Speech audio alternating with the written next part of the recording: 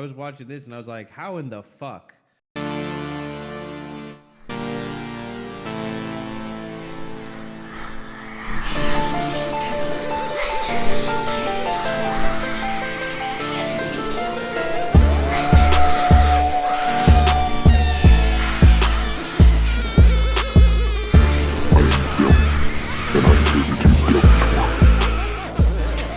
Welcome, everybody, to the Devil's Work podcast.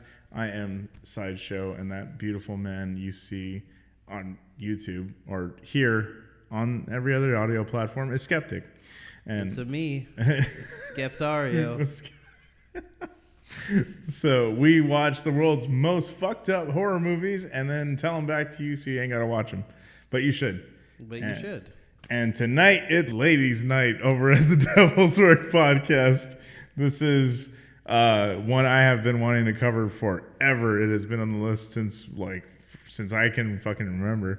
But it is Coralie Fargeat's, Fargeat, I believe is how you... Fargeat is how I would. I was going to say, Fargeat is, I think, how I've heard it pronounced. I do not know from poetry. But it is Coralie's first directorial debut, I believe. She is her first full length, at least. That might be a mistake. I have to look it up. But first full length directorial debut, Revenge. This movie is fucking phenomenal, and I am going to make a case right up top for it. but we are. This is for those who might know her work better for The Substance. This is actually her first film, and this is, I think, very indicative of what she would go on to do in The Substance. A lot of her style is used in this film. Skeptic, tell the people what's on your mind, because I'm just trying not to. I see you about to fucking burst. I'm trying not to give too much away too early. Trying to keep the mystique up, but absolutely, yeah, Revenge. It's very, very to the point. I mean, trigger warning for the short synopsis. Totally for sure. This woman is with some rich man, goes to his home that he hunts from with his friends on his little pleasure trips, and his friends arrive and they weren't supposed to be there just yet, and they see him with this girl and ask him, what about your wife, huh? And it becomes very clear there's a lot of debauchery going on here, and she ends up being raped and left for dead in the desert. I think it was actually filmed in Morocco, but I think it's supposed to be like the Southwest. She said it specifically is supposed to be very vague, because it feels like it could just happen everywhere. But she says, there's references to it maybe being in Africa, and she's like, so it just feels like it could be out in the wilderness period. I was like, I for some reason thought Australia, I just kind of felt like the outback, and just like desert, but just pure desert. Yeah, and she goes on to get title card Revenge against the man. Yeah, this isn't. It's not a thinker. It's not a thinker. It's not a thinker. It might be something that rhymes. I don't think so, but I know you. It is a very much straightforward, to the point movie. She set out her in a lot of interviews that she did in the press circuit for this movie. She set out to do just a genre film. Period. She's like, I just wanted to do a homage to the movies that I loved personally.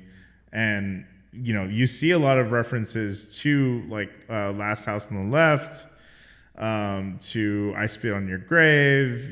There's she actually said that she never saw I Spit on Your Grave, that's the thing. It's so fascinating, because she's drawing from a lot of grindhouse or exploitation movies to make this film, and it is an explicitly different viewpoint than we're used to seeing for a rape revenge movie, you'll notice. I was gonna say, well, it kind of is. Well, that's what I'm saying. I'll make a point for it as we go on. Unfortunately, my what ends up being a lot of my takeaway of the movie is a lot of the statements I've seen. I just go, is it? But Coralie was drawing from a lot of these movies to kind of make a genre film. So she just made a lot of things. She kind of put her directorial stamp on what her style was. You know what I mean? This is her basically coming out the gate swinging, being like, this is what I am going to use. These are the kind of like steps I'm going to be taking in my, directing journey. And then eventually we got the substance out of it. So it's like, it's very interesting. It's a crazy step between the two. It's insane. I would, you were like, oh, seeing this, you can see how she made the substance. I was watching this and I was like, how in the fuck? Oh, there's a couple. Is the same person? There's stylistic choices for sure, like stylistic, and even in like the similar desire in the main characters, like they're like the stories and everything. Like there's a little. I did tell Amanda between Matilda Lutz and Margaret Qualley, Coralie clearly has a type. Yeah, for sure. And it is showing their asses for most of the movie. Oh, yeah. Yeah, absolutely. Yeah. And that's the thing. It's not, she said that it is a rape revenge film, but it is more of a revenge film than it is a genre film of that sort, which that's what I was going to say is like, it's. I don't know. I just feel like you can't divorce the two. I just feel like it's a story about someone who got raped getting revenge. Well, it's not a rape revenge movie. In execution, I believe so. And again, as someone who's seen a lot of, but again, as someone, I don't know about you, but I have seen a lot of rape revenge films. I don't particularly enjoy them, but I'm just saying I'll be straight up. I just hate them. I just don't like them. So what I was trying to say is that like that's the reason why you won't see a lot of them on the list of the movies that we cover. Mm-hmm. We will cover movies that have assault in them or like to deal with that subject, but we don't really skew towards the rape revenge film. That is a pointed that is the inciting incident is a assault, and then the revenge is the point of the movie. Yeah. So it's like that's not really our bag. That's why it was kind of a little out of field that I would choose this one. But again, I feel like there's artistic merit to this one, and that's always our curriculum to meet. We just always want to hit at least it's got a merit to it. Yeah, and I mean this has the added benefit of not really showing it. That's what I mean. Which is like there's like. Because I just keep seeing people being like, this is like such an incredible feminist take on the genre, and I watch it and I just go, no, this is just one of these movies.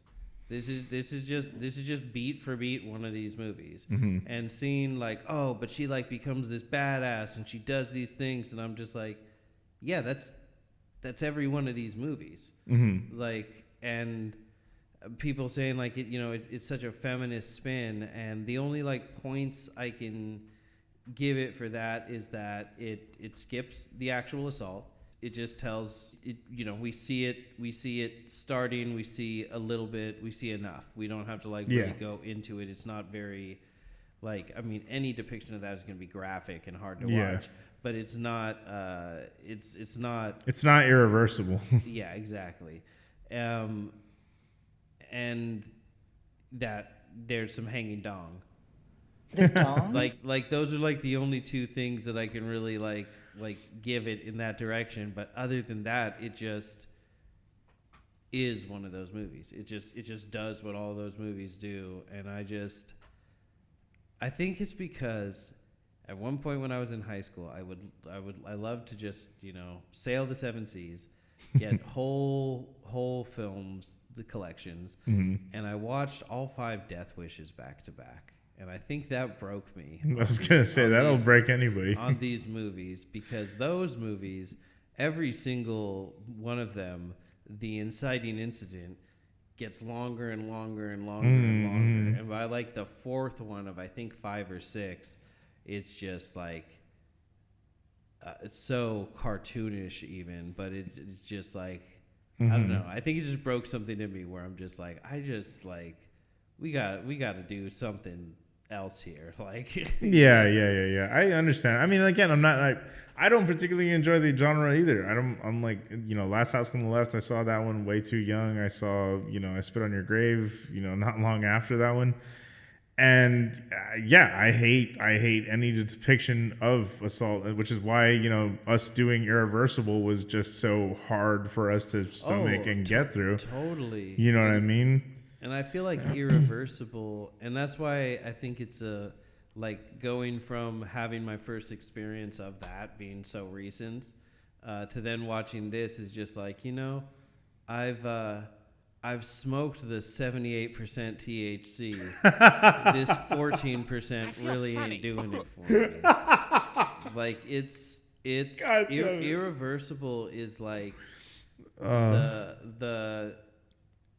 it is to rape revenge movies what like Hunter x Hunter is to shonen manga, what Animal Man is to Western superhero comics. It's like the perfect distillation and like antithetical creation in that lane that like deconstructs and lays bare everything about it in this just perfect way where it just makes even enjoying like the actual medium or genre or whatever it is like it makes it difficult. I think what it comes down to also, I am just clearly between us two, I am someone who just am a sucker for substance. I'm a sucker for style and substance, you know what I mean? But I can take style and be really forgiving if it's lacking any substance. I am very much, and that is literally what this movie is. It is a very much a effects reel of things. And I can deal with that sometimes, but I think as well, just like it's like this is that perfect distillation, deconstruction through a different lens, and then so much of the movie, like you said earlier, is just shots of her ass. And I saw someone who was like, "Did you notice after it happened, she's never sexualized again?" And I was like, "What fucking movie did you?" Yeah. Like, I don't know about that one. That's like, not true at all. Like what? But but I digress. We're putting the stakes before the sequel. Yes, this is very much getting out of. And I mean, I think there are good things about it. Yeah, and I hope it's going to be a good conversation. I hope so. But it is just like I think this genre in particular is just one of those ones. Sure. I mean, let's see. Let's just get into the conversation. We'll get into. I mean, okay. So you already gave the synopsis. The trigger warning obviously is going to be sexual assault for this. This will be that's the main trigger warning. Knife violence. Body horror. Little bit of dismemberment. There's definitely a lot of instances of shots of up close surgical, DIY surgery. There's a lot of shit going on. True. So there's that element of body horror, which is why I loved it, because also that was indicative of her work in The Substance. I digress. I think that's about it though for the trigger warnings. I think that's like pretty much, again, that's straightforward what you're getting. It's a rape revenge film. So if that is something that you feel you can stomach, come along for this fucked up ride. And if not, I get it. Sit this one out. We'll see you next week. Fair enough, bro. Exactly. Give you a kiss on the forehead and a pat on the back. So the movie begins with a overhead landscape shot of a helicopter flying overhead. And then we get a small zoom out of really cool, like micro zoom in on the lens of his aviator glasses, and zooms out to see him and Jen. The main character, I believe his name is Richard. Richard and Jen kind of just in the frame, very Mickey and Mallory style, very Natural Born Killers looking, very cool. And they're getting out. They're landing on his private estate, like we were mentioning. He is there for a weekend of hunting. they tell, I think the pilot tells him to call him if he needs him for anything. His pilot's name is Roberto. He gives him a little baggie as a welcome gift, and he like cracks a little smile, and you're not really sure what it is yet. I just assumed Coke. I don't know. Yeah, I was just like, I don't know what the fuck drug that is. Yeah, exactly. And I mean, he just walks in and they get to fucking. They just get to fucking. And I will say, it is really cool how they're showing this, because again, this is where I think it is kind of subverting the genre tropes. Her being hypersexualized in the beginning and hypersexual like leading up to the event, I think is an interesting take, because you do actually see in a lot of the rape revenge films that trope is not that. It is always, they are like the image of innocence. They're really pure, and you know what I mean, and they're unscathed by the world. You know what I mean? That's kind of what that genre trope is going into it, which I thought was an interesting subversion of that with this. Yeah, but I feel like it just ends up, I don't know. I feel like it ends up accidentally saying the opposite of what it means to say. I mean, we should keep going, because I can't quite say yet why I feel that way. Okay. Yeah, well, moving forward, they show Richard is on the phone with his wife, as it turns out, and she is talking about how the kids are like kind of just being rowdy. And talking about flowers. Yeah. And he basically, that's the exposition of him finding out how he's I fucking meant to around. say white men in the trigger warnings. That's right.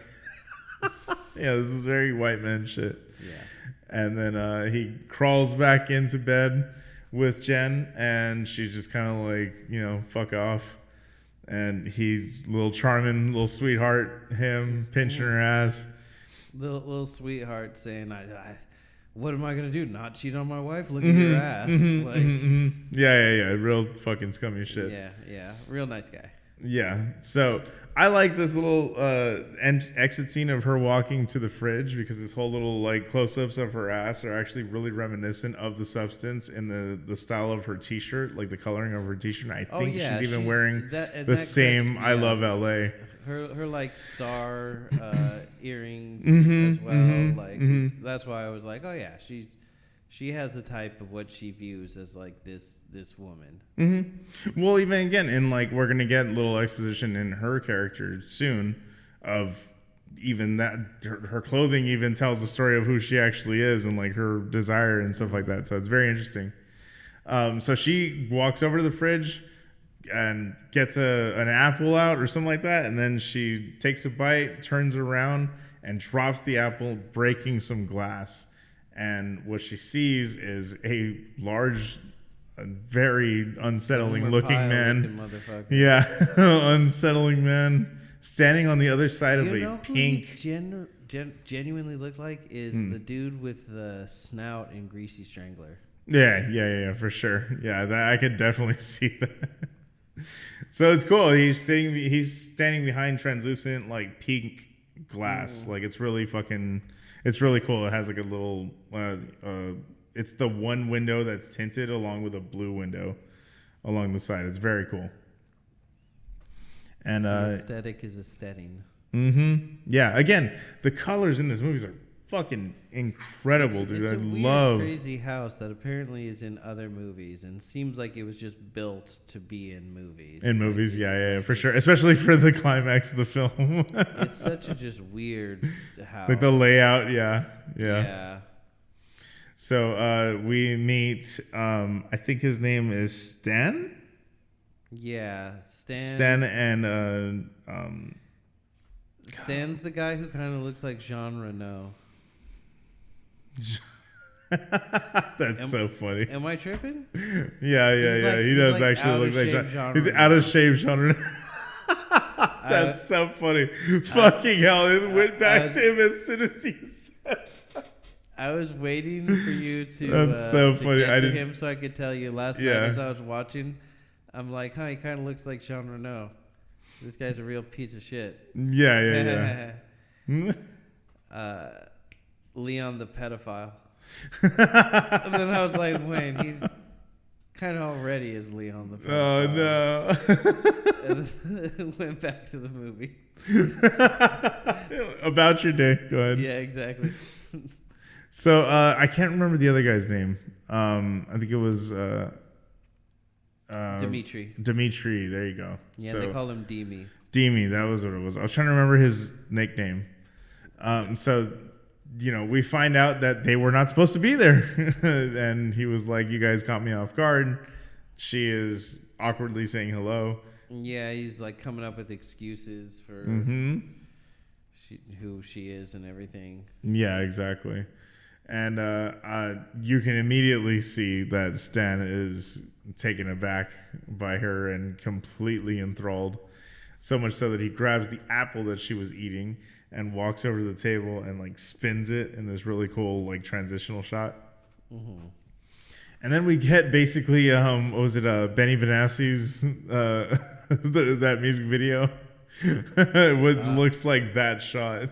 I don't know. I don't think I've ever seen a Benny Benassi music video. Oh, the music video with like the construction workers. They're all like sexy and like fucking. They're using like the jackhammer and power tools and shit. It just looks literally like this, which looks like how the Substance ended up looking, which is so funny.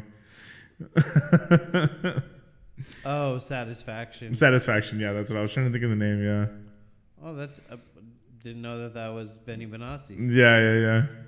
Is that even a person? Is that a band? Who the fuck is? I think it's a producer. Italian DJ. All right.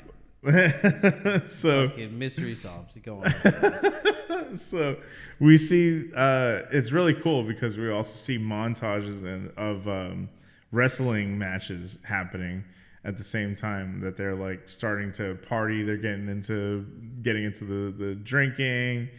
They're smoking cigars. They're having a laugh. And having a laugh. and it's really cool because you do see like very, very like explicit close-ups of like the fingers gripping the glass, of the mouth talking, of all the you see very, very close-up shots of these things. And I thought it was used really effectively right here in this scene where Dimitri is sitting at the table and he has the binoculars looking straight at her. I was going to ask if that was what you're referring to, yeah. But even before that, though, like even before they show that, there's just explicit shots on this, very extreme close-ups. And it's it's utilized in a very interesting way because it's like literally she's being objectified by the men sitting around, but like the movie's showing you that viewpoint of the objectification and like showing the inner cuts of the wrestling matches is just so funny. It's just such like on the nose, like this is what's happening. You know what I mean? She's fighting for her fucking life out here. And so we see when he sits down, there is the baggie on the table. And he's like, you know what this is? Like, this is a plant from the local, I think it's like the area in like the forest or whatever, or like the local yeah, and that's what made me think it was the Southwest as well, because I don't think peyote, well, I actually did see someone say like the peyote grows in the Sahara, in the desert. That's what I was gonna say. Yeah, it was like roots of something, like I forgot what it exactly was that he says, but it is peyote. It's peyote. Yeah. Oh, he does say it's explicitly peyote. He just flat out says it's peyote. Yeah, so basically he's like, this is enough to, numb an entire village or something like that, he says. But then he says that a guy was found, he had sawed through his entire leg, I think, and it didn't even feel a single thing. And so that was just like, he's just like, all right, here. Without a drop of blood in his body. That's right, yeah, died without a drop of blood because he had just bled out. Which, when you take into account the gallons and gallons and gallons of blood that this movie portrays people as having inside of their body. Yeah. That guy, like, just imagine what that would look like within this reality. Yeah, exactly. Like, not a drop left. The substance. Like, was the body like fucking floating in the blood when you open the door? Like what the Yeah, exactly. So he gives it to her and he tells her, here, go find a place to hide this, basically. She runs out and she runs over and pretends to like hide it somewhere, but she doesn't go very far. She just puts it in the locket, like a little heart locket. And she walks around her neck. Yep. And she walks back out and just basically, this is party time. You know, she starts saying this really cool ass song. I fucking love that song that was playing. The soundtrack is fire, by the way. Fucking love the soundtrack. It's like very hard hitting techno and like cool synths and shit. It's very, it goes very well with the style of this movie. And again, it's indicative of what she would choose later on for the substance, is like pre-pump it up. And so she starts sexy dancing and having herself a good old time, and she's dancing up on Stan, who is not doing shit all but just standing there and like fawning at her. Yeah, she like tries to dance with Richard, and then he's like not giving into it, and then she's like, oh well, I'll just like dance with this dude then. And it was so funny. I turned to Amanda and I was like, you know how I've mentioned that like sometimes Japanese sex scenes seem like they're written by someone who's like never had sex. Yeah. Like this dance scene, like I think like it's sometimes these dance scenes seem like they're written by people who have never danced. like what she's doing and everything. I'm just like, you just look like an idiot. Like none of this is sexy. Like what the fuck? Like. Yeah, I mean, I don't know. I thought she was pretty good. You know, she's moving pretty well. She didn't, you know, she's like rubbing her butt on his hip. Yeah. Well, because again, he's not giving her anything to work with, so it's like, yeah, you know, like it's like a lap dance but vertical. Yeah, it's just so strange. I feel like in like I don't know, like I just feel like hypersexualizing her doesn't suddenly make it this like breathtaking feminist twist on things. No, I don't think so either. Well, but some people do. But I think that unfortunately, even though like I obviously have the capacity to understand that the point she's trying to make is like, even if you act this way, that doesn't mean that this is warranted. Yeah. But unfortunately, she did write a movie wherein these exact actions lead to what happens next. Well, it's like, even though she's trying to say the opposite of that, I just don't know if it read to me like that. You know what I mean? I just kind of understood. I was like, yeah, okay, yeah, she didn't ask for it. She's being who she is. Again, because of so many other of the movies. I obviously agree she's not asking for it. No, yeah, I know that. I'm just telling you. I know you know that. I'm making sure the world knows that. But I just feel like, unfortunately, she did end up writing a movie where it would be very easy for people who do have that viewpoint to go, well, if she had just never done that, this would never have happened. Yeah, but again, I didn't really, like, I don't know. They were scummy to begin with. Like, the minute they introduce them, they know that they're shitty, and they know that so, like, I just already was like, yeah, fuck this guy to begin with, so I didn't really... Yeah, I know. But you know what I mean? Unfortunately, this moment will be... cited in the bibliography of the people who commit horrible acts. They do point to this moment and go, this is happening because of that. Hey, but it's just, I don't know. That's what I'm saying. It just doesn't, like, to me, it just really did not read as, like, anything but, oh, yeah, this is a commentary on, like, him being a shitty person just because he's going to be a shitty person, not because she's being, you know, flirty with him at all. Like, it's just not, you know what I mean? It just didn't really, I don't know. That wasn't my takeaway from it. I just really just respected it for being surface value, I guess. Yeah, I don't know. I just feel like it doesn't stick the landing on that point. That's fair, but we're going to get into the terrible shit now. She is waking up in the morning and realizing that she's there alone. She gets out of bed and goes to see Stan and Dimitri. Well, Stan is at a table, a breakfast table. Dimitri is like hanging out in the pool on a like on a little floaty, and he is has a newspaper over his face because he's like hungover apparently. Stan, Yeah, he's dying out there. yeah. Stan makes his way into her, or he makes his way to her and tells her that, Richard left to go drop off the licenses to the passport, or licenses to whoever the fuck, he needs to drop off the licenses to. And he's going to be gone all morning. And so that leaves them alone with Dimitri, who is nursing a hangover. So it leaves them alone because that's going to also take all morning.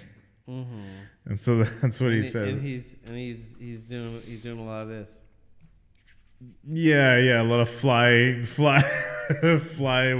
a plan. Yeah. Yeah, exactly. A lot of eyebrow wiggles. I think his head literally turned into a wolf and he howled.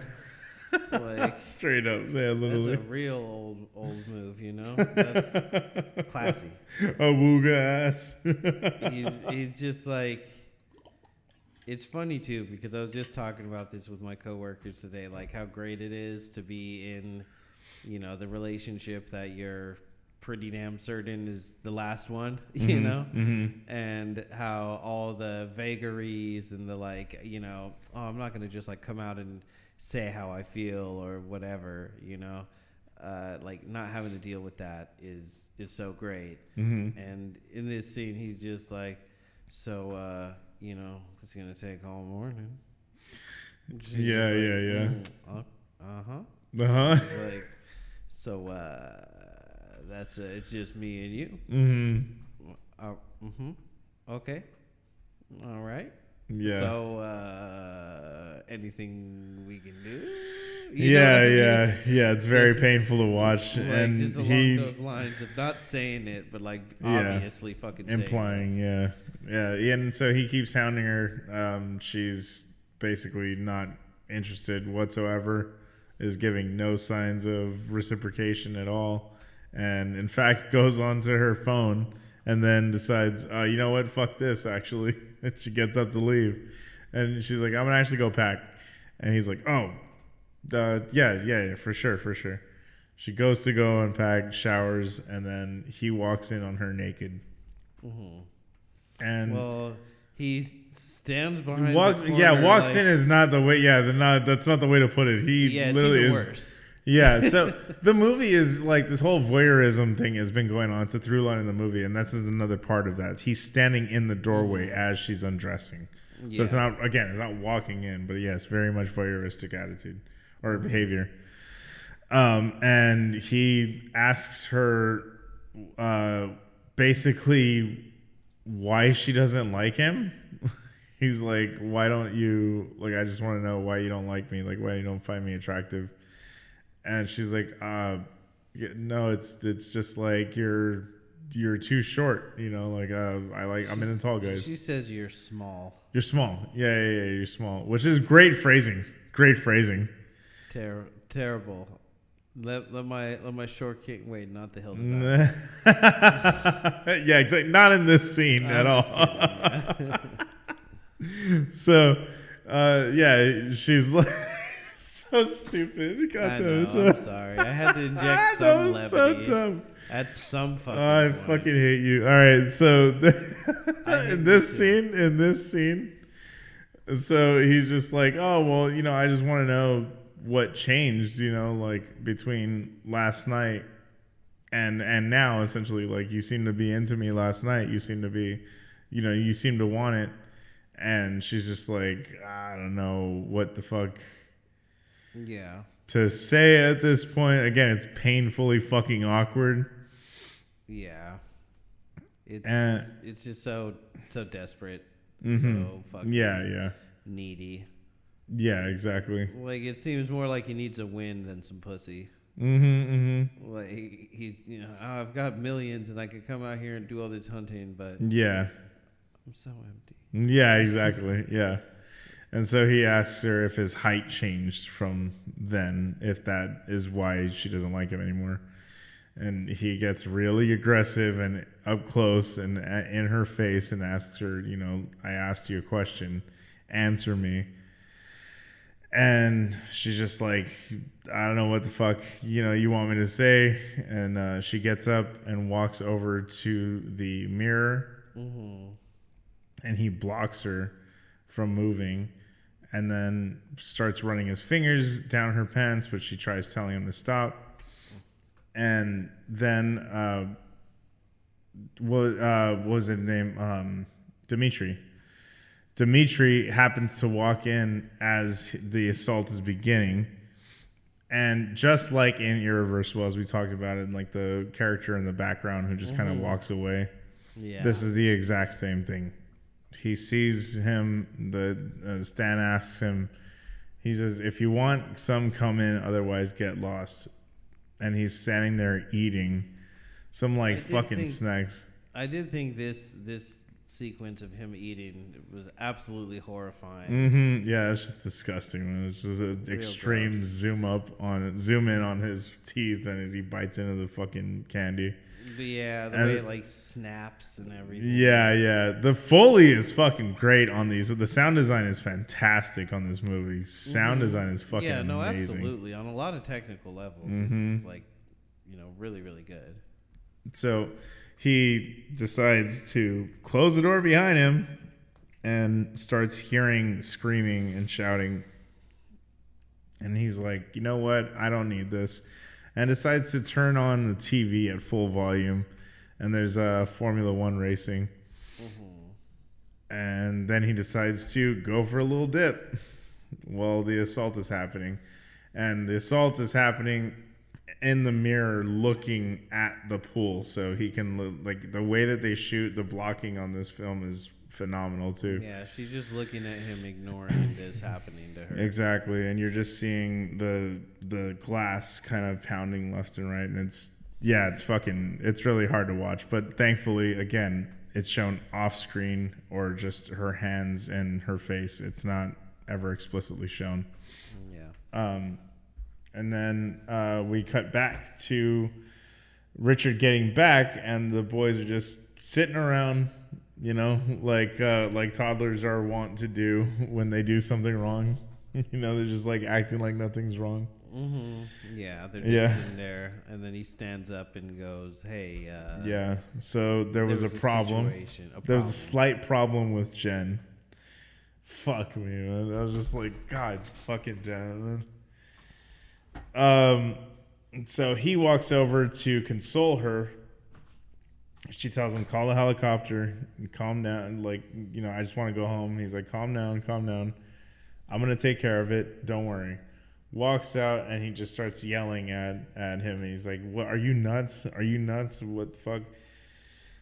And he says, I was gone for like 2 hours. She drifts off to sleep. As she wakes up, she wakes up to see him above her. He's like harassing her, and she asks him if the helicopter has arrived yet, and he's like, no, don't worry, everything's okay. I fixed everything. Here is the number. I made a few phone calls, and I found you a job in Canada, which is fucking wild. Because I think I failed to mention. Yeah, she did. She had talked about it. She had talked about what she wanted to do. She wanted to go to LA for acting. That's what she wanted to do. So that's literally the tie-in and the through line with the Substance character. She has this notion of, she literally says, I just want to be noticed. I just want to be seen. And that's literally what we were talking about in the Substance, how that was like the number one through line, was just that like need for fame, need for, you know, validation. Exactly. And so she has those same dreams as, I forget her name right now. I'm so bad. I can't remember. Yeah. But the main character, the lead from the movie. I remember it's Susie Sparkles, I think, is the... Yeah. Is her like regular? I can't remember Margaret Qualley's I can't remember. name. Yeah, either. No, I'm so bad. Either way, but yeah, there's a through line in the characters and their like desires and their, you know, their motives essentially, and so him saying he got her a job in Canada It's quite the fucking opposite of what she actually wanted to do. Yeah. She said L.A. is her dream. And Because he says it's practically Los Angeles. yeah, she says she doesn't like, even know what fuck. she wants. She just wants to be noticed. Then he hands her a slip of paper, and he says, that's the amount I transferred to an account for you, and you can use it as you please. Just don't tell mom, don't tell mom, don't tell mom. Yeah, very, very that. It's literally... Very, very that. Yeah, he says, he tells her, don't act like a child. And if you love me, think about me. You know, just, they fucked up big time. But you're so damn beautiful. It's hard to resist you. How could, you know, I mean, how could you blame them? Offers to have them apologize and everything. It's just, it's exhausting listening to this motherfucker. I hate this. Because then she's telling him, like, I don't give a shit anymore. Fucking call the helicopter, get him over here. She says, all right, I'm going to tell your wife what's going on. He slaps her. Yep. Slaps her down to the floor. She decides, okay, well, fuck this. Decides to gun it straight out of the door. Runs out barefoot, mind you, because that's where she's going to be for the rest of this movie, pretty much. Barefoot into the fucking, like, into the wilderness. Like, just walks out. And then Stan and Dimitri see her running out and see Richard chasing after her, and they just run out with him. So now they're all running in the desert, and this is fucking wild. She is wearing a really cool shirt. I will say, by the way, the color palette again kind of comes into this. She's wearing a stark blue, like really, really stark blue shirt that has a what the fuck? It's like pink writing or something like that on it. But it's like a really stark blue shirt, but she has her pink earrings too. And so it like really, really pops against the like the bleakness of the desert. You know, like the monochromatic. I guess, is that the word I'm looking for? No, mono is one color. Yeah, that's what I mean. Well, yeah, that's what I mean. Kind of like the mono-colored kind of. It's like all like desert. Yeah. Yes, you said the word you were. Okay. But yeah, like so it stands out really, really. Like the contrasting colors are fucking awesome.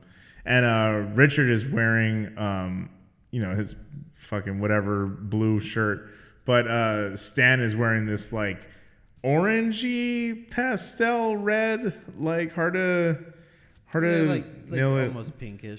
Almost pinkish, like that hue about it, with like white pants. And Dimitri's got like some like Hawaiian shirt on, but I just love the color palette in the costumes. So they get there to the cliff, and he tells her, "Okay, fine, stop. This is going too far. This is crazy. I'm gonna make the call. Don't worry." I just met you. So he says, I'm going to make the call. Don't worry. Calls Roberto, and he tells him he's going to be there in 30 minutes. He's like, okay, fine. Let's just relax. Fine. Or less. Or the helicopter's free. The helicopter's just free. Shut up. That's the greatest compliment you can give me. It's saying shut up while laughing against your control. I just need you to know that.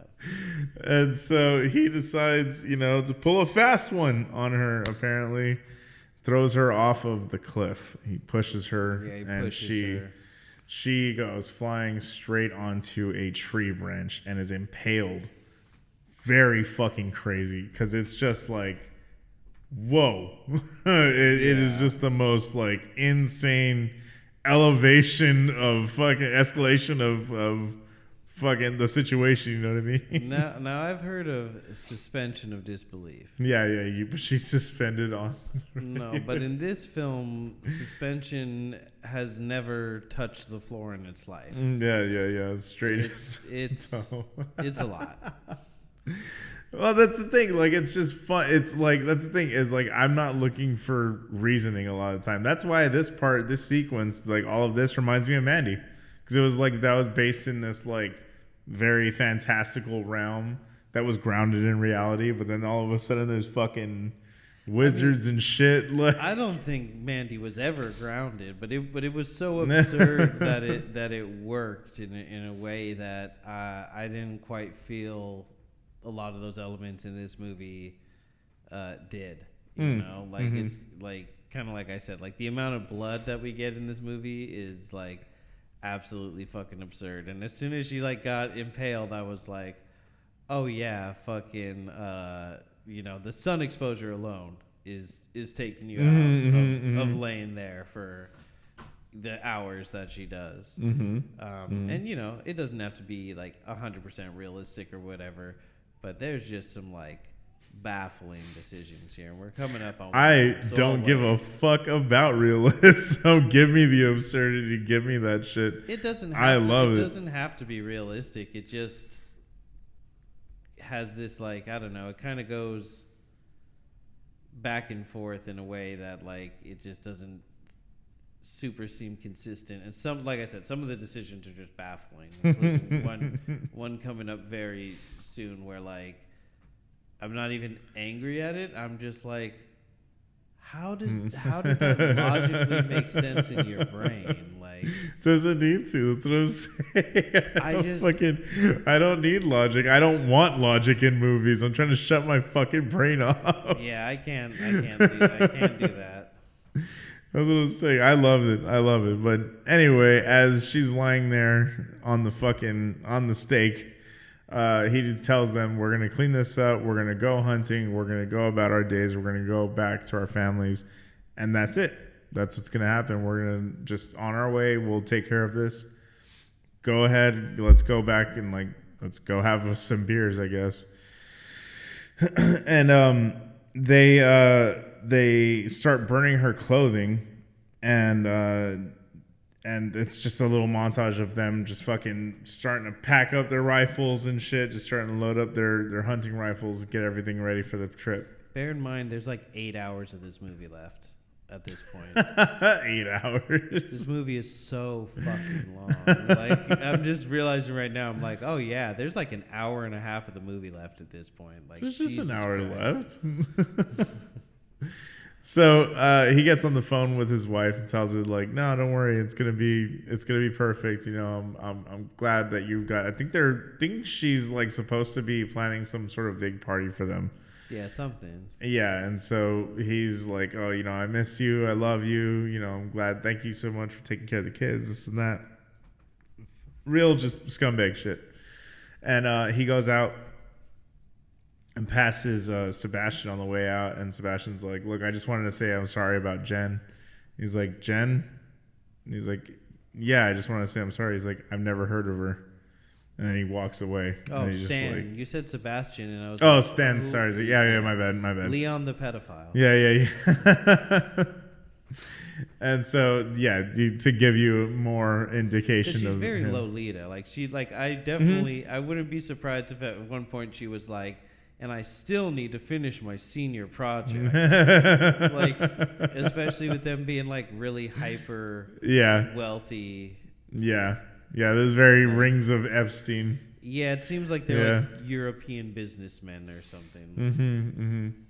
So we get big ass ants in the next scene. It's just fucking massive ants. I was thinking if I was in this movie and they told me like, okay, and then we're just gonna have these fucking fire ants like crawling all over you, I'd be like, the fuck you are. Yeah, so she is, you know, impaled on the branch, bleeding out on the ants, and it's a really cool micro shot of like blood flying on top of the ant while it's like trying to get away and just kind of gets buried in there. And you see blood running down her mouth, like out her nose. It's fucking, absurd. I did it's like crazy. this. I did think this was cool that like the way this all gets revealed. Like we come back and we just see one ant in the sand, and then a drop of blood lands on the ant, but a gunshot is heard. Yes, yeah. And the sound design is fucking incredible in this. Yeah, I will give it that. And so we hear multiple gunshots as the drops just keep coming, because that's what it's like to a little guy. Yeah. And I thought I did think that was pretty cool. Yeah, they're like crawling all over her feet too. It's fucked up, man. Tarantino would love it. Yeah, exactly. Right. So she sees, very little to no hope in sight, but then she sees her earbuds from the iPod that she has, and I guess this is crazy to say, but some people might not know that some wired earbuds used to exist for devices known as iPods that were just devices for holding music. Well, that's how poor she is. It's 2017 and she has an iPod. Yeah, right. Exactly. No That's what I was thinking too. I wonder she was like, yeah, you so can funny. traffic me over winter break. It's okay. So she sees the wired earbuds and she uses them as a lasso essentially to grab the lighter that was hanging around, and she pulls it forward. You have to admit, this is absolutely fucking baffling. Like I just don't understand as a writer, when you write into a situation, you don't always know how you're going to get out of it. Like you have to sit there and like do the work to figure out how you get out of it. It doesn't make sense to me in a way where I'm like not even like railing against it. I'm just scratching my head of like, It's for the metaphor. I'm like, what is the metaphor? Rising like a phoenix. That's fucking stupid. It's literally on the nose, bro. It's telling you the same. I It's mean, telling that you makes shit. more sense later, but this Yeah. is it just like it doesn't even make sense that it does work. Like none of it. This is just fucking stupid. This next part. So go ahead, explain how she gets out of the tree, and bear in mind, the tree has branches. She's impaled like on the top of the tree, so she's like straight up, and then she does this. Yeah, well, she's like using there's like dried branches that have fallen off, so she uses the dried branches up against the tree that she's on, like the stump, and she like lights the branches on fire. The branches catch fire on the tree, and then the bottom of where she's at essentially burns the structure. Like that structure of that branch is broken loose, and she wiggles her way off, and she breaks off the tree. That doesn't make sense, dude. She lights the tree on fire, and then the only thing that breaks is the thing that she's on, and it only breaks right underneath where she. It goes up right after her. It goes up. The tree it goes out. The tree is still there afterwards, and no other parts of the tree break except for where she is. She lights the tree on fire and then magically falls out of it. It just makes no fucking sense. It doesn't have to. It does it has to be good. I disagree, but Yeah. that's for us to parse out at the end. Yeah. So she breaks off the branch, and she has the branch protruding from her fucking stomach at this point. And the fellas roll up. They decide they're going to go ahead and take a look at the crime scene again. They're on their way walking over. There's a lot of really close shots of them walking and their feet, and her on the floor crawling because she's trying to get out of eye shot of them before they get there. It's a really, really cool, the indicator of how far they are by Dimitri like pounding some can of beer or something like that, and then he throws the can over the cliff, and it falls right behind her legs as she's crawling away. That's a really, I thought that was a really effective fucking shot. But she's able to crawl out and make her way underneath the like rocks for getting out of the eye line. Yeah, she like hugs the wall so she hugs the wall, and they walk over, notice that she's gone, and he said for some reason Stan says someone must have taken her, and then he quickly switches gears, and he's like, look, maybe it's not too late. We could still get her to a hospital. We can get her fixed up. We call our lawyers. They figure out something. And he's like, "What the fuck is wrong with you? There's 3 of us. She's alone, and with her guts hanging out. Like, where are your balls? You had them with her, didn't you?" And I was just like, "Yeah, no. I mean, you're right. He's a pussy, but so are you, dude." Yeah. So they decide to break off. All 3 of them, they just basically all go looking for her. I couldn't help but think, just what the fuck are you hunting there? I know, exactly. Like, what could there possibly be? Exactly. I actually meant to Google what. What would be the prey out there for like the game? Yeah. Yeah, I don't know. Quail, dove, desert mule. I figured. deer. Yeah, I figured it was like birds of some sort. Yeah. They throw some like vague wolf later looking thing at some point, like that you see dead. It's like, what do you even bring guns there for? Yeah. You know? So they decide to follow her blood trail from the site of the crash, and this really cool like tracking shot that kind of just keeps going. This was the part that also was reminiscent of Mandy for me. These long kind of with the music going, it's kind of like psychedelic, kind of entrancing sort of thing. This was the part that was reminiscent of Mandy for me. Going forever. Yeah.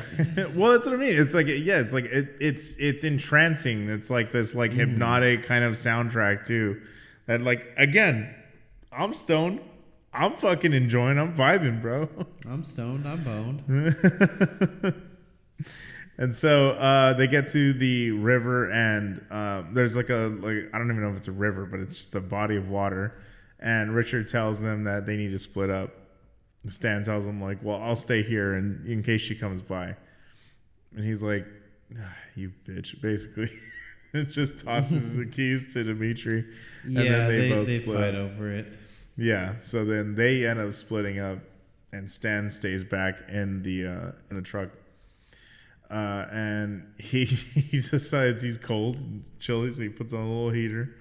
Decides to put on some music. No, he doesn't even put on the music. He just fucking like just bundles up. It's just a long image of a long shot of him just like getting warm, getting cozy. So then we cut to Jen in the water. She's walking around, and she ends up coming face to face with Dimitri.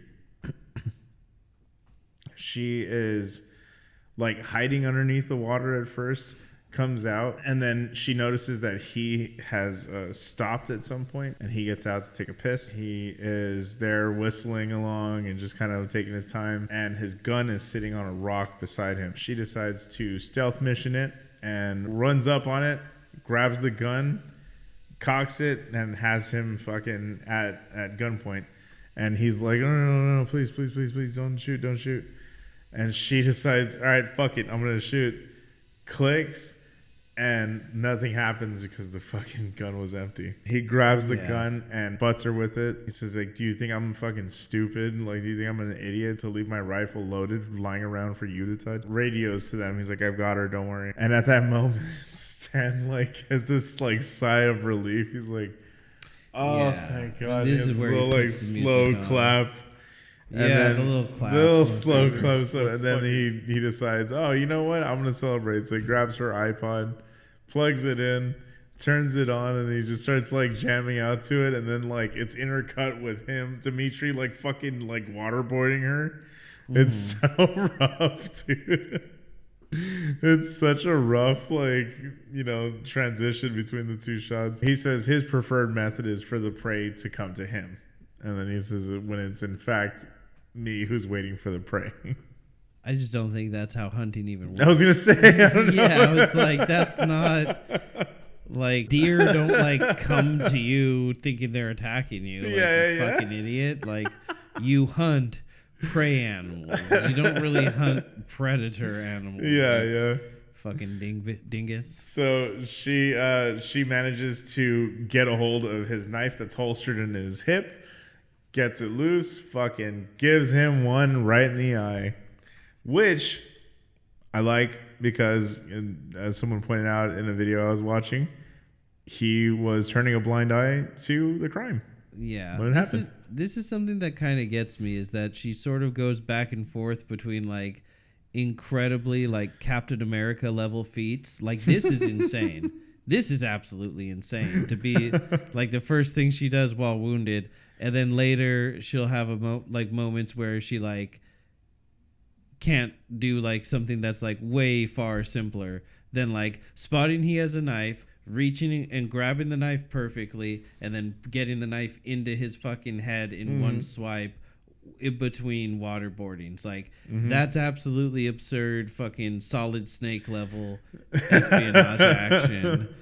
But then later she's like, you know, there are just moments where like it just goes back and forth in terms of like how badass she is at different times instead of being like a linear progression. So sometimes you're sort of like, oh yeah, this is gonna be fine, and then you're like, what? Like I thought you. I mean, I don't mind it. I was just fucking. I'm here for the ride. I fucking getting a motherfucker stabbed in the face. I'm trying to see that shit. So I saw that shit, and I like that shit. So she decides to take his bike, take his gear, and she rides it till she can't ride no mo. And she decides to hoof the rest of it on foot, which is fucking crazy. And we get to the cave scene. Yeah, I love this scene. I think it's so funny because I think they mentioned that the beer that she gets out of the bag is that's the name of a cave in Mexico. And so literally, yeah. So like I was like, oh, that's clever little writing that they just did because she's in a cave right here in some undescript location. But yeah, beer she gets out of the bag, out of the backpack is it says Mexican beer. Yeah, it says, yeah, literally just that. Yeah, it's just Mexican beer. And so she just tosses back a cold one, and again, it looks like a fucking Carl's Jr. commercial. It's so funny. She decides, oh shit, I gotta do something about this this branch hanging out of me. I got too much branch in me, and not enough dog. And so she decides to go back to the locket from earlier. And remembers that, oh yeah, she's like, I got a treat in there, I forgot. And decides to take some peyote. This is fucking disgusting too. She tries eating it straight up, but you don't do that. You do not do that. Even I've never done peyote, and I know you don't fucking do that. Yeah, I did think that was wild. No, she just fucking spits it out immediately and then clumps up the dirt and then just fucking chews that up. I was like, the dirt. This is, and it's not even into the rough part yet. It's not even into the gross part. Oh man! So she decides to get that down the hatch, and stomachs through. Then the voices start coming in. The spirits start coming in and congregating around her. She decides that she's gonna use. Well, she loads up the gun, first of all. She loads up the shotgun. She's unloading it. She's unloading it. She plays with it. Yeah. She's like trying to figure out how it works. So she's like, she's unloading it, like cocking it. And again, this is just a montage of fucking terror that she gets. Just the music going all crazy. The editing is fucking crazy. As she starts to trip, now I understand what you're saying. She starts to like have auditory hallucinations. And then she hears like manic laughter, which is fucking crazy. Like the deep voices after that, I was like, this is wild, bro. And so she decides, okay, now is the time for major surgery, and uses the hunting knife to cut open the can that she just drank out of, peels it like so it's flattened out. Well, she also she removes the branch. Did you mention that part? Well, she's about to. She hasn't yet. Oh, okay. Yeah. She's so. Oh, this is rough to even fucking watch again. It's so, I hate this fucking part. I was screaming at the TV when I was watching it last night. So she, sterilizes the blade. And I just want to say, this is a microcosm. This is the perfect distillation of the writing in this film. Mm-hmm. She uses the Bic lighter on the blade. That's what I was thinking. While she has a campfire in front of her. But she does use the campfire afterwards. So I think it was but it's still. I know. It's still just like. Oh, god damn, dude. Fucking. That's and there's still 5 hours of this movie left. God damn it. She carves, so where the wound is of the tree sticking out of her, she carves essentially slits around it. And essentially just to make it easier for her to open up the skin and pull the branch through. Oh, she does it. It's so disgusting, man. As so I was watching her do it, I was like, I'm pretty sure there's a much more economical way to do this. I don't think you're gonna be cutting as far as you're going. It's so rough, dude. She gets the fuck in there. And then just fucking starts spewing blood. And she's like, oh, shit, better sprung a leak. Better plug that one up. So she gets the knife, stabs the label of the beer, and just, again, flattens it out, puts it over the fire, and heats it up enough to brand herself, essentially. Because she's just trying to seal up the wound, but that's essentially what she ends up doing later on, as we find out.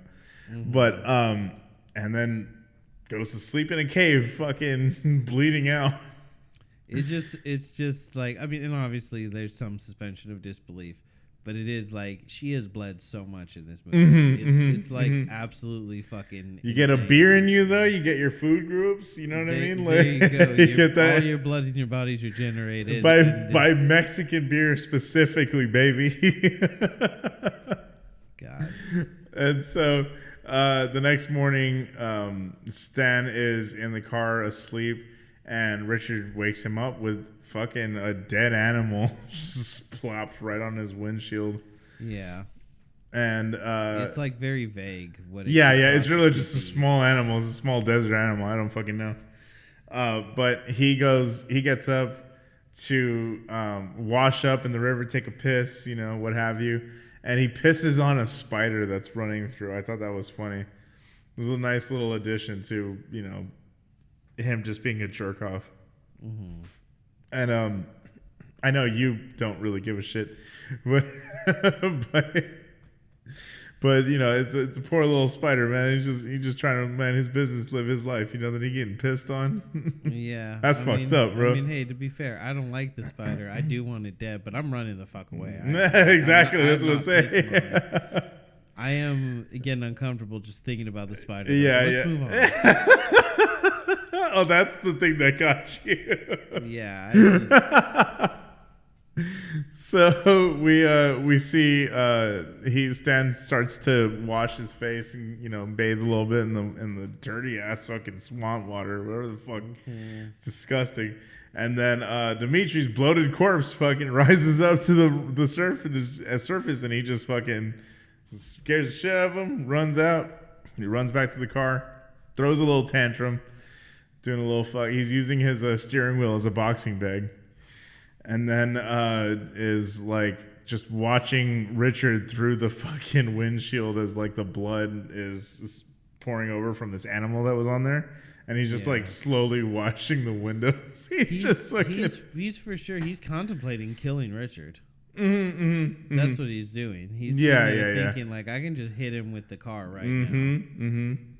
Yeah, save a lot of fucking drama and bullshit later on. Mm-hmm. But he doesn't, because he's a bitch, as we've already established. Mm-hmm. And Richard walks over, tells him to get the fuck out the car. And he goes over to help him. But first, he screams at him that if only you hadn't pushed her off that fucking cliff. Yeah. Again. Let's just shift that blame. Let's go ahead and take that. We're going to put it on someone else. Yeah, that's all they're doing, just back and forth. Yeah. And so he just basically tells him, shut up, be a good boy, and grab his fucking feet. So they grab his feet and chuck him back into the water. It's fucking crazy. And he says, we told him not to go hunting alone. I was like, that's fucking wild, bro. That's your homie. Yeah. Oh, man. But they all just view themselves as superior to everyone else. Obviously, he's like the main one The in alpha. charge. Yeah, because he just goes, he shows that motherfucker who's beta in a second. As they're walking away, Richard just fucking turns back and clocks him right in the fucking face. I will say, with the fucking bike gloves on, that's fucked up. That's really fucked up because he broke his fucking nose. Yeah, just spewed gusher of fucking blood. It was crazy. I guess I don't know how thick like bike gloves are. They're thick as shit. I got homies who ride. Makes sense. Yeah, they're thick as shit and they're heavy as fuck. Yeah, it's like, it's very fucked. Because I saw him like pull back and his glove was on. I was like, oh, that's why his nose is broken. I was like, he's just not that strong. But yeah, I mean, he is that strong, but like not to like do what the fuck he did there. That was crazy. Yeah, that's wild. So yeah, pops him, fucking tells him, all right, like let's go. We're looking. Or he tells him to follow him basically back because they were gonna go searching in another part of the area. So she wakes up. This is crazy. She wakes up initially in the cave, looks at her stomach.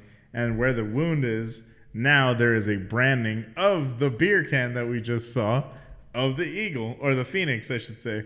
And then right above it, it says Mexican beer. I was like, fuck yeah, dude. Yeah, a lot of people online definitely pointed out that the words should be backwards.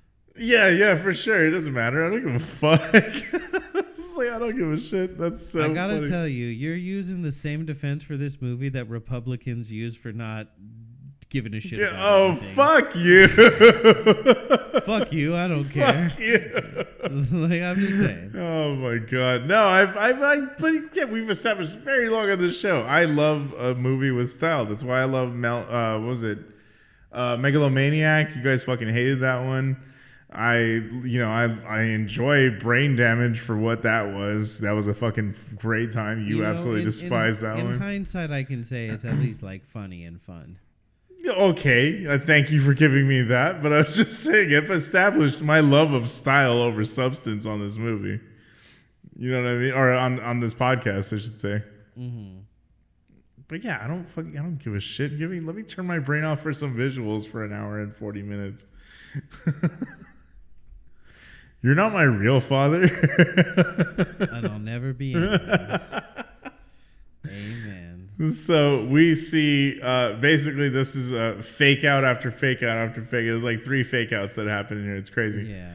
She wakes up and then she turns over and sees Richard with a shotgun to her face and fucking blows her brains out. And then she wakes up again. She's like, oh shit, that was crazy. Wakes up, sees it again, blows her brains out. Wakes, and she keeps doing it. It's like a cycle because, again, she just took peyote. And that's not going to you don't sleep that motherfucker off. You wake up to the nightmare all over again. This is another part where I was like, Jesus Christ, there's still 6 hours of this movie. and we're fucking around doing this. No, I love the montages of just fucking trippy shit because it's like someone pointed out it's like Beavis and Butthead and the Do America the acid trip. Dads. It's like the acid trip in the desert. Well, that's crazy. Yeah. There's lots of sluts in our town. So she gets up and fucking gets ready for war, bro. She just straps the fuck up and then heads into the desert. And she is now armored up with, she got her binoculars, she got her shotty, she got a flashlight, she got fucking the hunting knife. Her hair color is even like dirtied up from like the change and everything, so she's gone full transformation. Where did these clothes come from? She was wearing them underneath. Yeah. I don't think she was. Yeah. She was wearing them underneath. The shorts and everything that she had on, she had a long t-shirt on, but she had shorts on. But I'm just saying, she went through this whole like transformation, all this shit, and she's now she's Rambo. She's bimbo, I guess. Oh my lord, sweet heavens! I do declare, a baddie Rambo. no, you can't walk that one back, buddy. What bimbo? That's I'm fucking calling nice. the police. So Hello, dumb. you're all a bunch of shit suckers. Got him. That's so dumb. Keep going.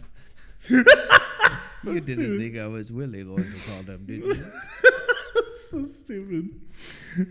So we, get back to the boys doing what boys do, and they're hanging out, and they're trying to figure out where her next movements could have been. And then he tells them they're going to split up now. This is where. To So search the mountains. to search the mountains, and then they're gonna meet up back there. And he tells him, Stan tells Richard, he's like, look, when they say that you're lost in the forest, they tell you not to split up, just in case anything's you get lost or whatever, you get you get sidetracked. And he's like, are we lost in a forest? He's like, what? He's like, are we lost in a fucking forest? It is really unfortunate that the movie goes out of its way to be like, hey, but isn't this guy even actually worse than the rapist? Like, don't you actually kind of feel bad for the rapist, how mean this guy is? No. I never got that at all. I just thought he was another piece of shit. Like, just fuck this guy. For sure, but just the whole, like, the dynamic of it is just kind of... But there's like shit, that's a power thing. You know what I mean? It's like, that makes sense because like in masculinity and in toxic masculinity, as we talk about, there's always this hierarchical bullshit. You know what I mean? Rape is That's a power thing. So if anything, Richard should have raped Stan after. I mean, That's what... that's the true like turn of this movie. Yeah, for sure. Yeah, but I mean, it's inherent in that shit. That's the power bullshit. It just makes sense in that, like that he's his stooge, to punk on. And this was interesting when he's like checking the fuck, because he clocks him again, and he's checking the blood and his teeth and everything, but in a mirror. And as Jen is looking down the binoculars, she keeps catching glimpses of the reflection of the mirror. And so it kind of clues her into where they are. And it's cool because now you do see the hunted becomes the hunter. This is very much that like point in the movie, which is very fun. And she decides, okay, I'm going after Stan. And she's going to start picking off Stan. So he is driving on the edge of a mountaintop, and it is a scary fucking drive. I was like, driving that? There's a road just like that between Livermore and Tracy, two towns by me. And I used to take that road sometimes, like when it was really trafficy on the main highway. Oh, okay. Yeah, just to like save some time. Yeah, fuck that. Traffic. Yeah, absolutely. Fuck. I'll sit in the traffic. That's not on a cliffside. Fuck that. That's terrifying. So it builds character. You gotta know you're alive somehow. It is really scary with like no guardrail. I'm saying, fuck that shit. So he's driving around, making his way, and then notices that his fuel is low. Car stops the car. She's like running behind. She's like keeping up with him on foot, and she can't, or at least keeping up enough at a distance to get a good shot at him. So she gets a good line of sight. He gets out with his rifle, plants it on the ground, takes off his jacket to fucking get to work, rolls up his sleeves, fucking gets the gas can out, starts pouring it in, and she starts lining up her shot. She is about to fire off, but she can't. Again, also I should also point out the actress when they were filming this, that is just a real ass rifle. Like, she really was just struggling to pick up the rifle and hold the rifle physically while she was running around because they were doing long takes.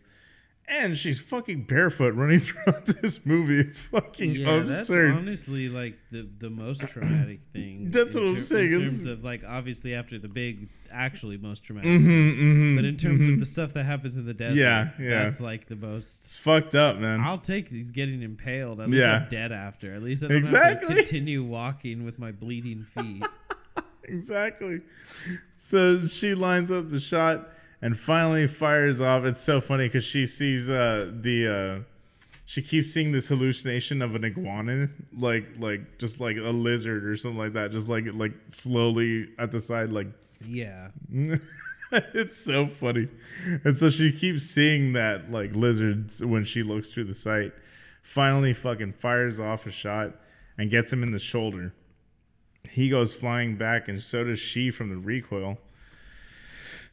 She gets up and looks around for him, but she can't see him. So she decides, all right, fuck it, and go chase after him. She goes on foot.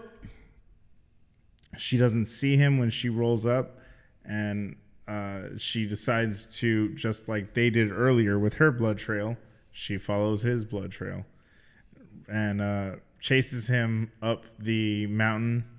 As he gets up, oh fuck, this is crazy. That's right, I forgot about this. He like is shot, so he's trying to like stop. He's make a tourniquet real quick on the fly. He stops, takes off his boot, and uses his sock as a fucking tourniquet. And now he's half barefoot. I did love that he had to bite his disgusting sock. Yeah, the foot, it's disgusting. So she makes her way over, and he decides to play a game with her, and uses the blood trail to look like it stepped off the cliff, and then the trail just goes cold. But he's hiding up in like on an incline right above her and sees her, and so he decides to go back. When she passes, he goes into the middle of the road, and he's struggling to fucking fire the gun because she shot his shooting arm. And so he like raises the rifle up, but he doesn't need very much accuracy when he's that fucking close. But I mean, shit, he decides to pull the trigger, fires, and he blows her ear off. He blows off the earring, which is fucked up. I was like, damn, dude. No, it's fucked up. Like a good That's portion fucked up. of her ear, and it's crazy because it really highlights the fact that if someone was shot in the ear, that it would be pretty traumatic and leave maybe a scar, and like you would be able to see where that person was shot in the ear, and that person would probably also maybe talk about the person who shot them in the ear. I mean, I'm just spitballing here. You can go on at any time. It fucking took me a second. That was good. It's weird. I'm just saying, for sure. It's weird. A man can't say something. It's weird. That's so good. That was so good. That was fucking excellent. Yeah. Thank you. Beautiful word. Clip that. Beautiful word. You're gonna want to clip that. Beautiful word. Absolutely. Buy yourself something pretty. I justified my involvement tonight. So dumb. So as it's weird. so as she gets up, she runs off, and he gives chase after with the rifle. She's running, and she grabs the flashlight that she has, smashes it on a rock, and the glass shards fall on the floor. So she just fucking boom and just runs off. And he runs right into the fucking trap. Gets a shard of glass right through the fucking foot. Real bad. Oh, this part is fucking rough to watch, dude. I hate this.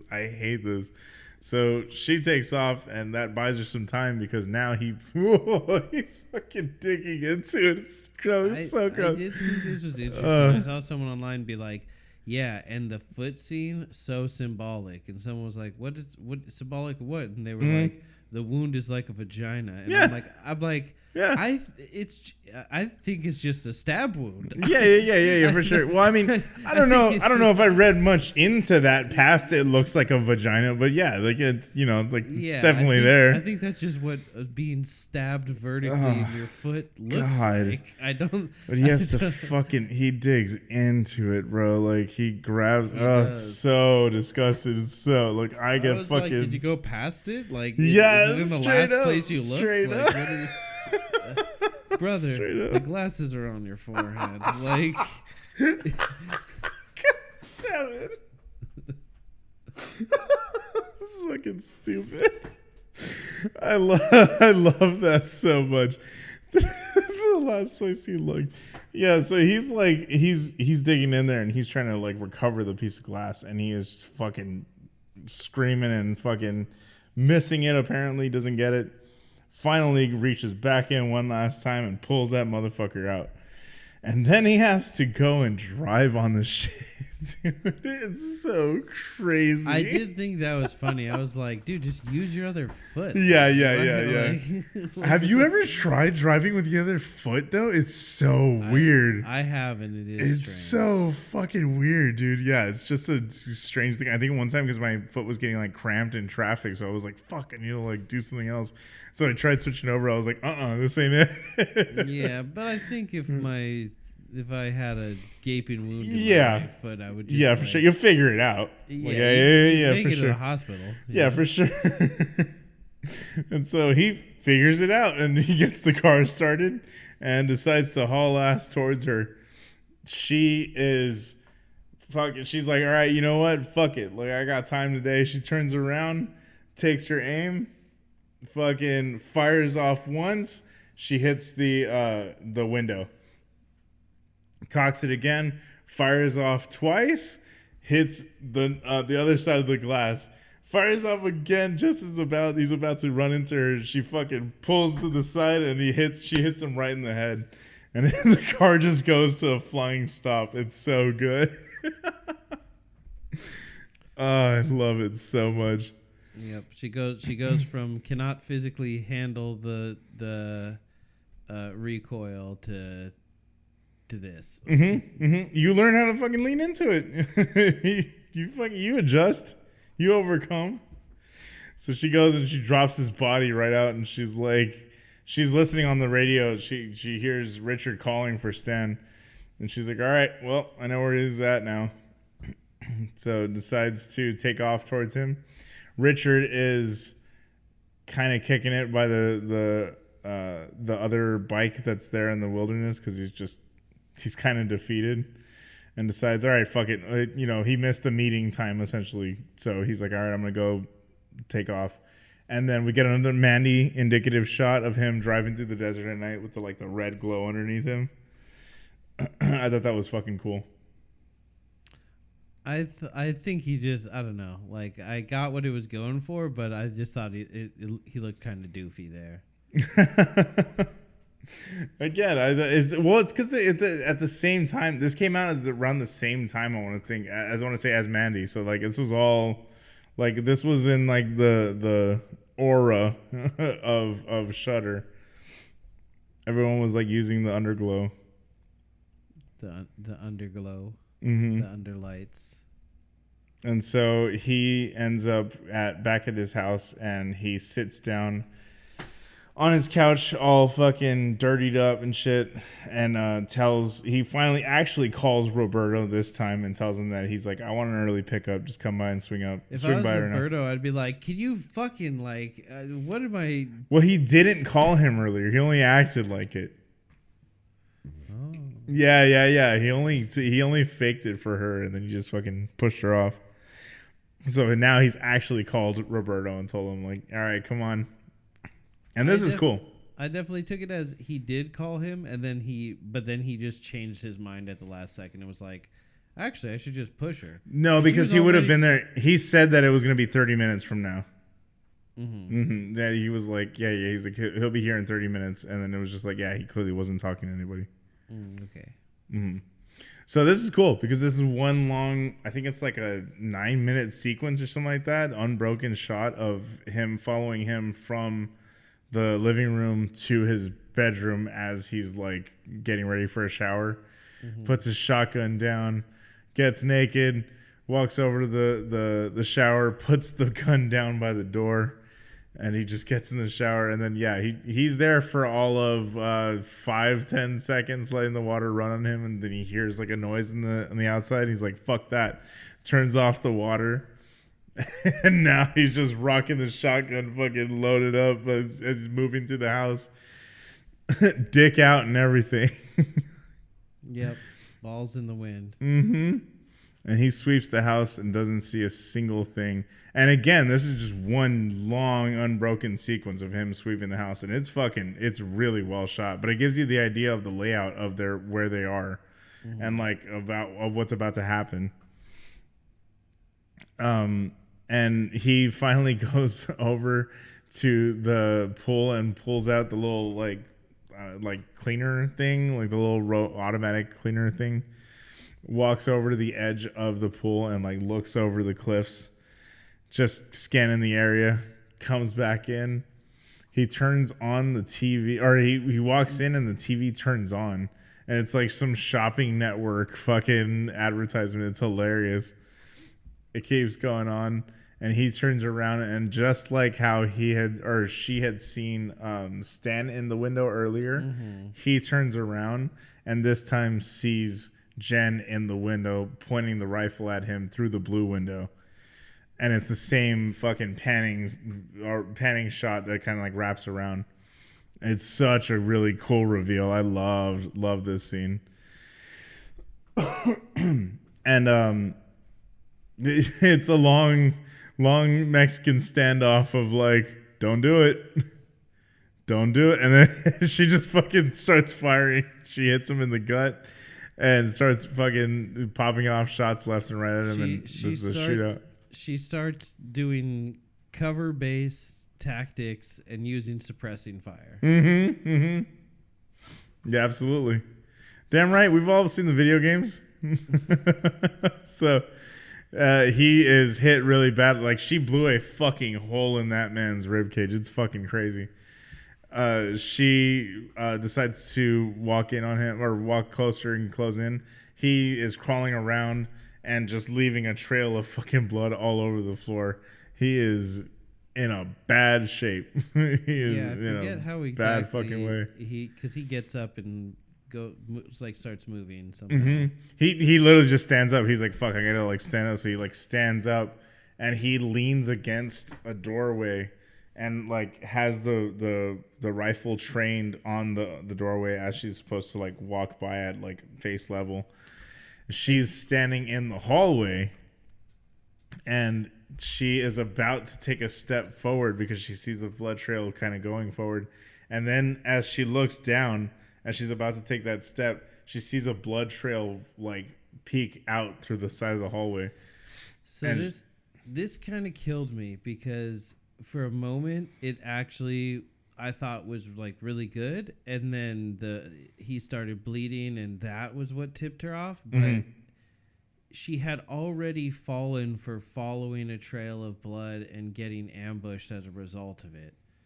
And when she looks out, you see that his trail of blood goes to the glass door, but it doesn't continue outside. And so I thought she looked and went, "Oh, this motherfucker came back." Because the trail of blood ends at the door, but he's not laying there, so obviously something's wrong. So I was like, oh, she actually learned from her experience. There's like an A to B like progression here. Like that's actually, really good writing. Like that callback moment at the end explaining like how you're able to defeat the antagonist or whatever. And then it just goes, oh, no, actually, she didn't know that, wasn't thinking that hard, no tactics, no strategy, was about to step out and get her head blown off. But then actually she just got really, really lucky that he happened to bleed enough that she saw it on the floor. Well, kind of. So I was like, oh, this is actually like really cool. Then I was like, oh, never mind, no. Missed opportunity. Actually had a chance to like do something really, really cool with the writing here. And well, it buys him time, and it has her kind of confused for a second because she tries to go and cut him off. She runs to the other side of the room. She turns around and goes back because she realizes he's standing there and has the gun trained. So she tries to go around, and he uses that time to use fucking saran wrap and like wraps his shit up real quick. Picks up the rifle, but now he's like, oh fuck, which way did she go? Because he's like, wait, she could have gone out fucking this side, but he's just like standing in the living room, just kind of like swinging the gun around to both areas. She goes out and runs out to one side of the living room and just fucking fires off at him, and they just keep firing one back and forth, and he runs out of bullets clearly. And they just start running in circles and then each turning around at different times and going the other way, and they just run in circles and circles and circles and circles. And he's bleeding. He's bleeding all over the fucking floor like this entire time. So she eventually fucking slips on it and eats shit straight into the floor. And I'm just sitting there like, this is why this movie is 9 hours long. So she is on the floor, essentially just like getting dragged by him, and is reaching for the gun. He pins her up, and he picks her up, pins her to the wall, and he says women always have to put up a fucking fight. And then as soon as he says fight, she grabs into his fucking gut with her hand through the saran wrap, fucks him up. Grabs the gun as she's on the floor. He just turns over as he's about to get on top of her, and she fucking blows his shit clean off. And right into the wall. He goes flying right into the wall. Yeah. And it is a bloody fucking nightmare. But that does him in. He's dead now. He's like, exactly. And so she gets up. And the ad is still playing on the TV. She walks over and just kind of like walks out onto the pool area where he had walked out onto the edge. And as it's about to end, we see the helicopter, or we hear the helicopter in the distance about to land. She turns around, get a title card, Revenge. That's the movie. Is it? Is it? Yes, it is. Yeah. That's the first film from the woman who made The Substance, to the point where, like, I don't know if I believe she wrote The Substance anymore. That's insane. The dichotomy between the two is just absolutely fucking insane. I think there were instances of her style, obviously, riddled throughout this movie. I think the way it was composed, a lot of those shots, a lot of the like hard close-ups, those are all used throughout The Substance. The stark contrasted colors, everything, all of that. Like, her style is littered throughout this movie. Was the subject matter more full? Yes, obviously. The Substance. Substance is a better movie, obviously. This is not a bad starter film. This is not a fucking bad starter film. For this being your first full length and foray into this, I think this is what got her recognized and shit. Like, this was what made a splash for her, and therefore led to probably her getting in the room to make The Substance eventually. But yeah, I loved it. I mean, clearly you felt otherwise. Yeah. I just didn't. I don't know. It's just crazy. I feel like I'm fucking taking crazy pills when I read people being like, it's so original, it's so feminist, it subverts all these tropes, it does all these new things. I'm like, this is literally every single one of these movies. This is the exact same movie as every single one of these movies, except we don't really see the rape and there's some male nudity in it. But those two things are not enough for me to go, wow, what a feminist masterpiece. Because this is, since I Spit on Your Grave, this movie has been made 10,000 fucking times. And it's such a foregone conclusion. And for it to be such a fucking long movie. I was just like, just fucking kill all three of them already, please. Like, let me have the rest of my evening. Jesus Christ. Like, just the amount of time. I mean, it's like if fucking Nicholas Winding Refn made I Spit on Your Grave. That's what this movie feels like. Yeah, and that's what I'm saying. For like context, I love Heartman. I do not like Winding Refn. I was gonna say you hate any Refn movies from what I know. Oh yeah.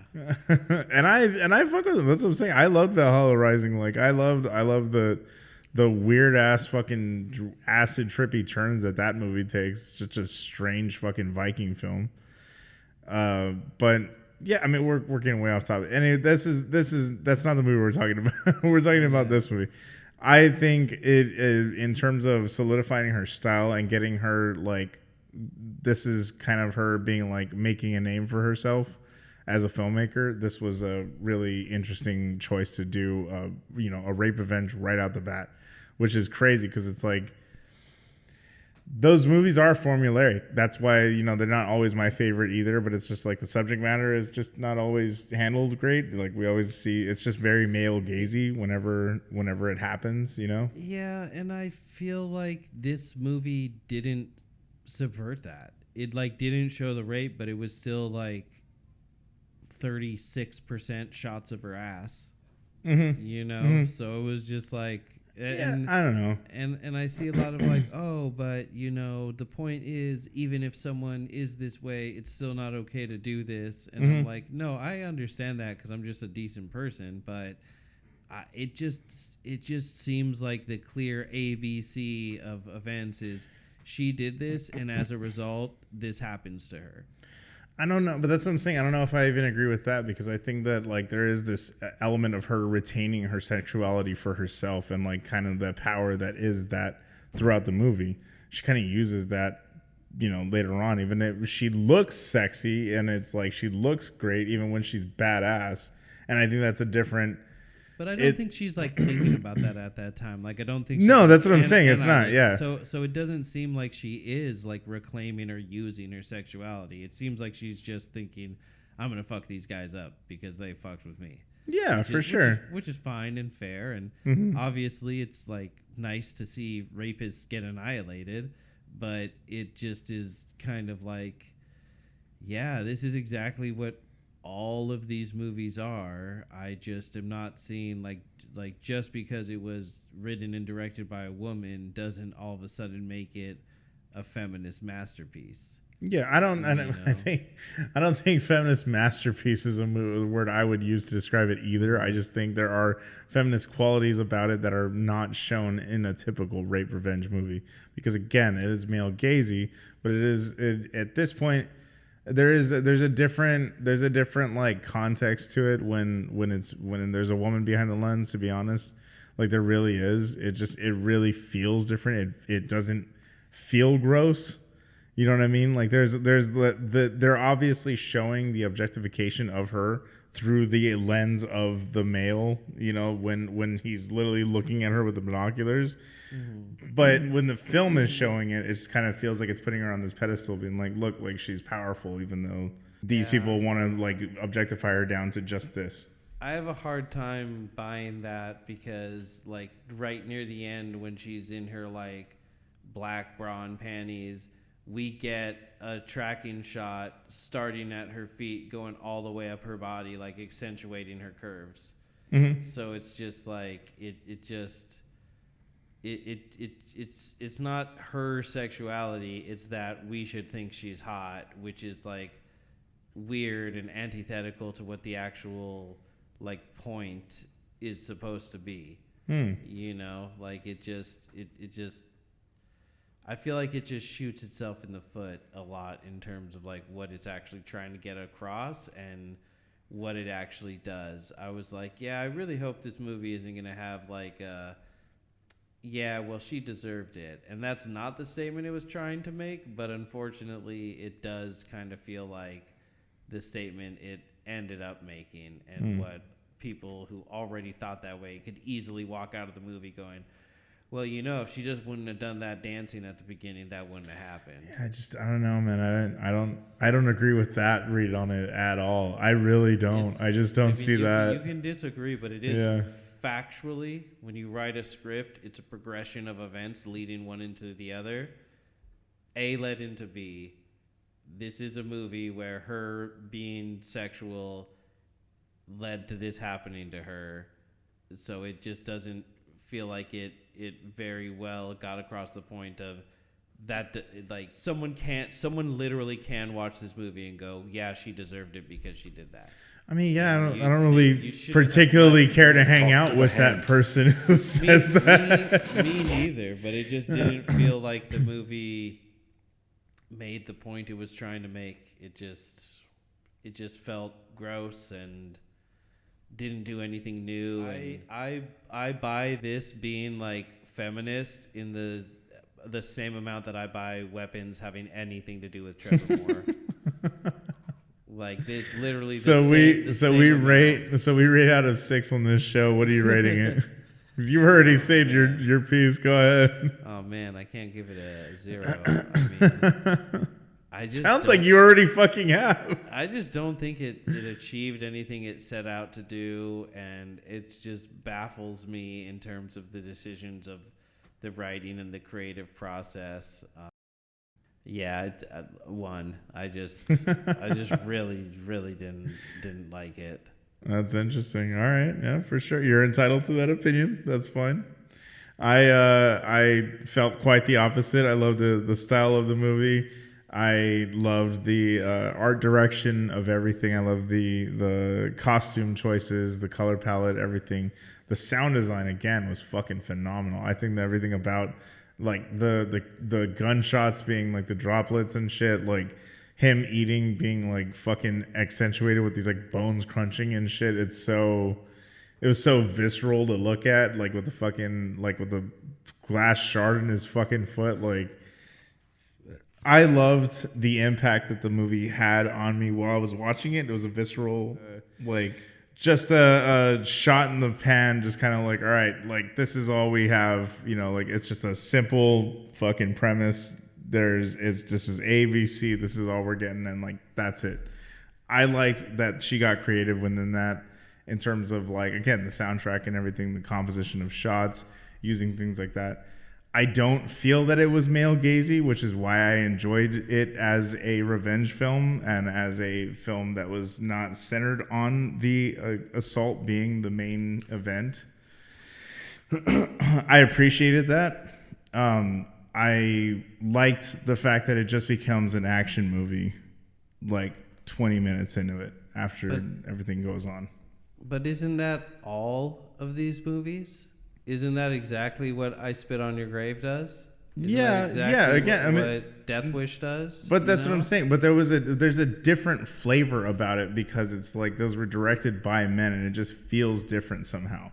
It feels. I wish there was a woman here to give us the perspective on this. I wish I could make you take the fucking Pepsi challenge, because I think if you didn't know that this was directed by a woman, you'd be like, yeah, this is literally I Spit on Your Grave. This is the exact same movie. No, again, it just does feel different. I don't know.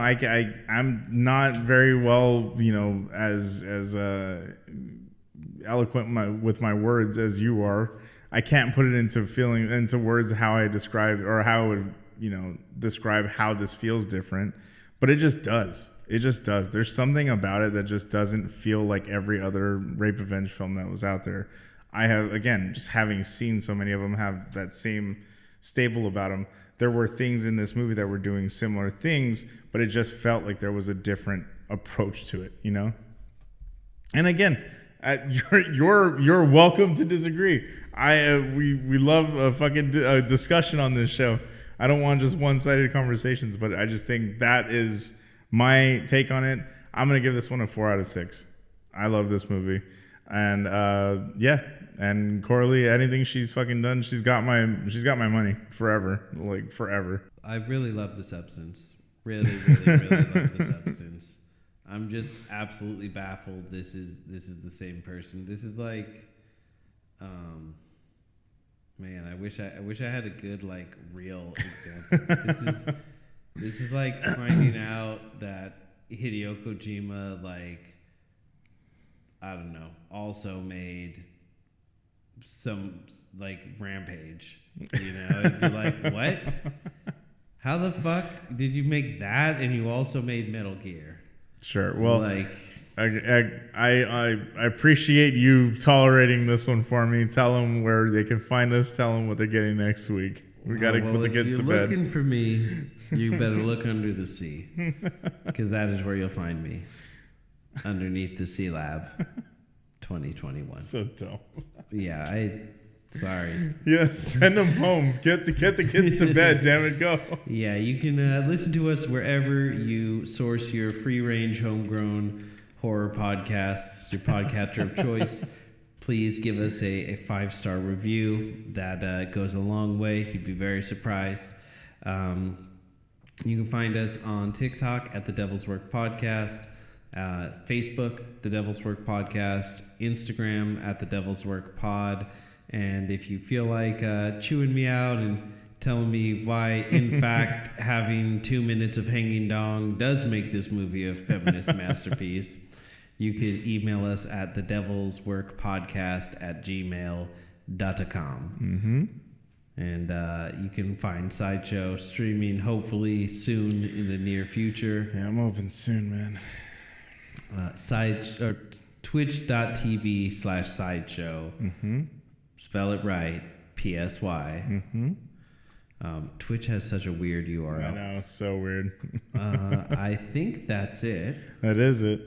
That's it. What else are we doing next week, baby? Well, next week will be a happier. Mom and Dad will be together. Mom and Dad will be together. You'll be like, wow, Dad must have just really piped down Mom, because she got a big smile on her face. Am I Mom or Dad in this fucking analogy? I don't even know, bro. I have no idea. So I'm happy being either. Let me put it that way. So stupid.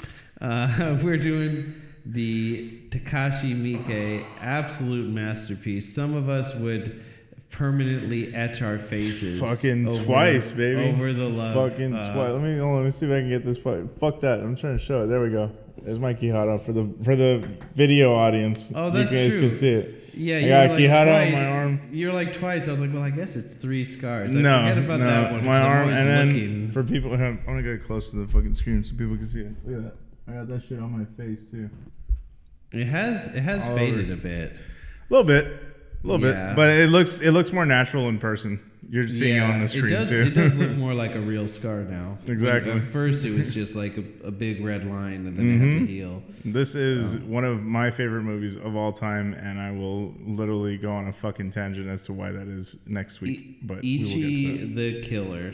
This is going to be a very good, happy, fun time. God, I'm so fucking ready for this episode, dude. I've been ready since we fucking started the show. Well, save up your milk, because we're going to need it next week. Disgusting. We got a bucket to fill, buddy. It's fucking disgusting. I hate you. Look, that might not make sense now, but it will very soon, and you're going to be just as upset as he is. Yeah, so unfortunately. come to terms with that. All right, you guys. Bye. Have a good one. We'll see you next time. Have a good one. Yeah, man. I don't know. Fucking go for the eye if you're gonna stab a rapist. That's true. Yeah, there you go. That's how I'm ending it. Bye.